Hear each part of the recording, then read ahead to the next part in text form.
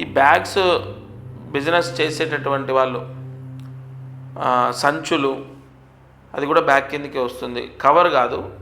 అవి కాకుండా ఈ వ్యాపారాల్లో ఉన్నవాళ్ళు ఒక పరిహారం చెప్తాను, చేయండి.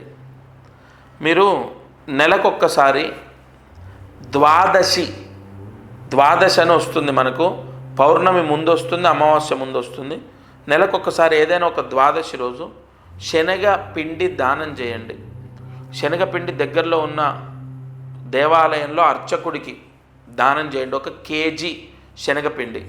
అది అయిపోయిన తర్వాత ప్రతి